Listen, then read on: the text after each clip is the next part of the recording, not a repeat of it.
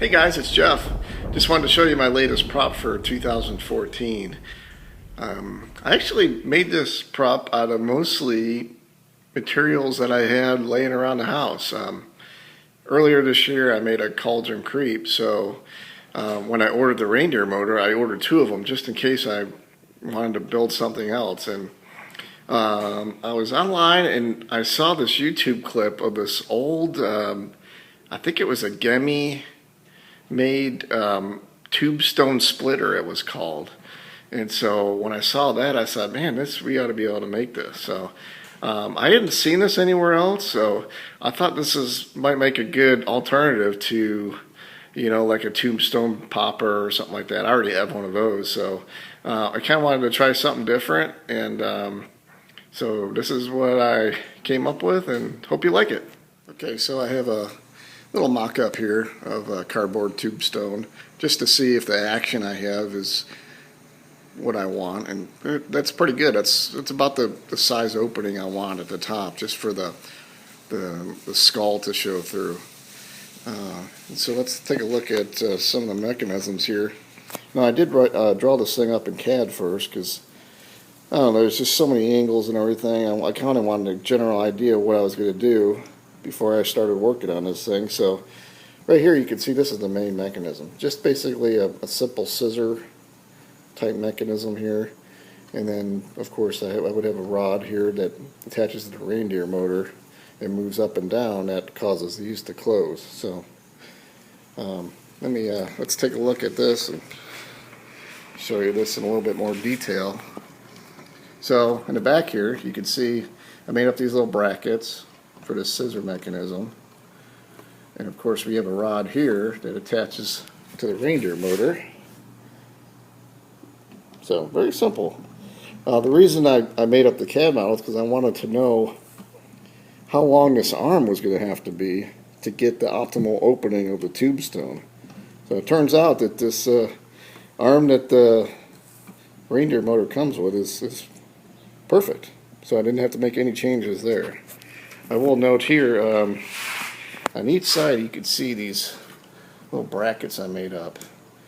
Kind of just like a stabilizing a rail mechanism. So I've got 2 of these on each side. I just made those out of aluminum stock, cut it with a Dremel tool, and that kind of makes everything slide nice and evenly. So we're getting closer. I've had this thing running for about an hour, so it seems to run pretty good. So more to come. Okay, so here's the Tombstone I made up. Just made out of 1-inch foam board. I just had this laying around, so I'm just using what I have. You might want to consider maybe using 2-inch foam board if you have to go buy it. 2 inches just a little bit more. So, and then you might notice these. I had these roofing nails that have this washer on here, and I'm just going to take the nail out and put a screw in there. And then on my frame here, I've just got some liquid nails. I'm going to put liquid nails up in here and then screw the Tombstone on there. And then once it sets up, I'll cut the zigzag pattern across the middle of it, and we'll see what it looks like. Okay, so while I'm waiting for the liquid nails to set up, I figured I'd show you guys how I do my LED eyes and my skulls and other props. Really simple, cheap way to do this is I pick up these 12-volt lamps from Radio Shack. They're the 12-volt snap-in. And when you're doing 12-volt, make sure you got a 12-volt transformer. And I have a whole box full of these power outlets that I save. I think this was from our phone charger or something. But this is a 12-volt 1 amp. And this should work just good enough. The 1 amp might be a little bit on the dim side, but I think it should work okay. And all I do is wire these things up, put them on a transformer, solder them, shrink wrap them, and then ready to go. I think these are $2.99 at Radio Shack. So real cheap way to put LEDs in your Halloween props. Okay, so I have the Tombstone mounted. I've got my lines marked out where I want to cut, the zigzag pattern. I got the holes filled with some, just use some drywall joint compound. So I'm ready to cut this thing now. Unfortunately, I don't have a hot wire foam cutter. So what I use instead is just a hacksaw blade.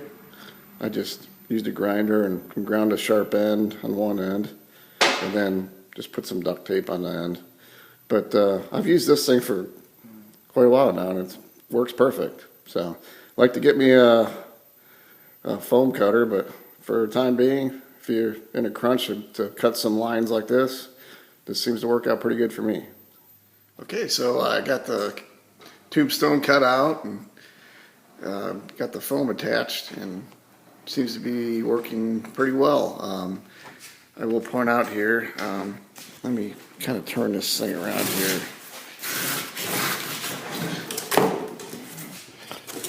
So if we look at the back here, you'll see I left most of the components open just in case anything broke, I can get to it. I also had to add these little bungee cords to keep the Tombstone together. But other than that, it's come along pretty good. A couple things to note. I found these little LED lights. They're made to go in a pumpkin. I think they were at Lowe's or something. And I wanted to get some more light up toward the skeleton's face, so basically I just took those and Velcroed them in place there. And that'll give some good light right to the skeleton, so you'll be able to see it at night. Also, because